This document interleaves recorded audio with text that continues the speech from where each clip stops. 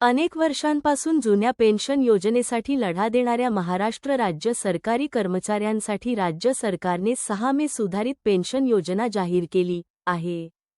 सरकारी कर्मचाऱ्यांना आता वेतन सेवा निवडण्याचा पर्याय दिला आहे. राज्य सरकारने राष्ट्रीय निवृत्तीवेतन प्रणालीमध्ये सुधारणा करून जाहीर केलेल्या नवीन सुधारित निवृत्तीवेतन योजनेची UPS प्रत्यक्ष अंमलबजावणी कशी होणार हे सविस्तर सांगितलं आहे.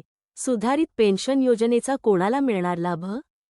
जाणून घेऊया. केंद्राची युनिफाईड पेन्शन स्कीम UPS आणि महाराष्ट्र सरकारने 6 मे 2026च्या GR द्वारे लागू केलेली सुधारित राष्ट्रीय निवृत्तीवेतन योजना या दोन्ही योजना NPS मध्ये सुधारणा करून आणल्या आहेत.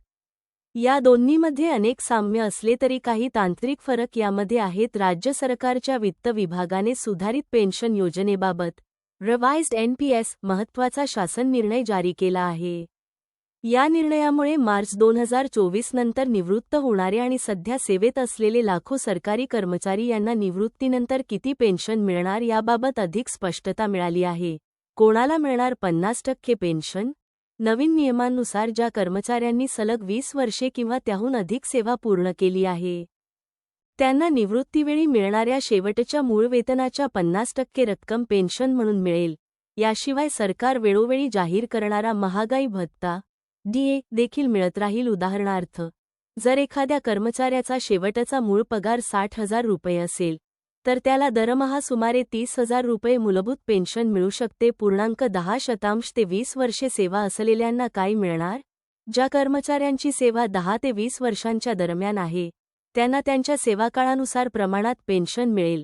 अशा कर्मचाऱ्यांसाठी सरकारने किमान 7,500 रुपये पेन्शनची हमी दिली आहे. टक्के रक्कम सरकारकडे जमा करावी लागणार. या योजनेचा लाभ घेण्यासाठी एक महत्त्वाची अट ठेवण्यात आली आहे.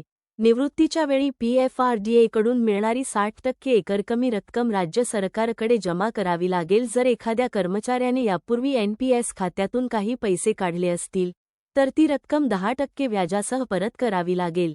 जर पैसे परत केले नाहीत तर संबंधित कर्मचाऱ्याच्या मासिक पेन्शनमध्ये तितकी कपात केली जाईल. ही योजना पूर्णपणे ऐच्छिक आहे. कर्मचाऱ्यांना लेखी पर्याय देण्यासाठी 31 डिसेंबर 2026 पर्यंत मुदत देण्यात आली आहे.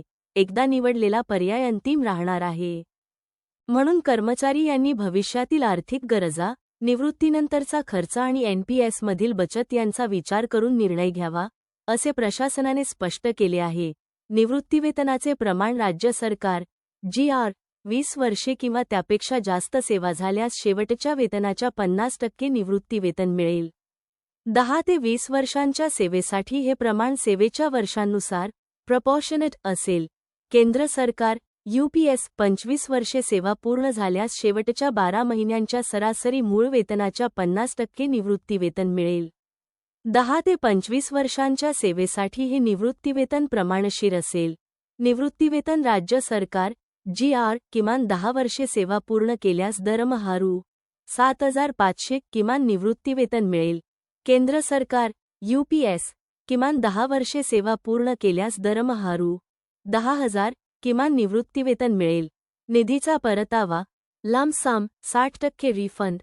राज्य सरकार GR निवृत्तीच्या वेळी PFRDA कडून मिळणारी 60% रक्कम पूर्णपणे सरकारकडे जमा करावी लागेल. उर्वरित 40% रकमेतून मिळणाऱ्या वार्षिकीची अन्युअटी रक्कम सरकारी पेन्शनमधून वजा केली जाईल. केंद्र सरकार UPS यामध्ये निवृत्तीच्या वेळी स्वतंत्रपणे एकरकमी रक्कम लंप सम दिली जाते, जी प्रत्येक 6 महिन्यांच्या सेवेसाठी मासिक वेतनाच्या 1/10 इतकी असते. या रकमेमुळे निश्चित पेन्शनवर कोणताही परिणाम होत नाही. सध्याच्या नियमांनुसार सरकारचे योगदान 14% आहे. GR मध्ये योगदानाच्या टक्केवारीत बदलाचा उल्लेख नाही. केंद्र सरकार आपले योगदान 14% वरून वाढवून 18.5% करणार आहे.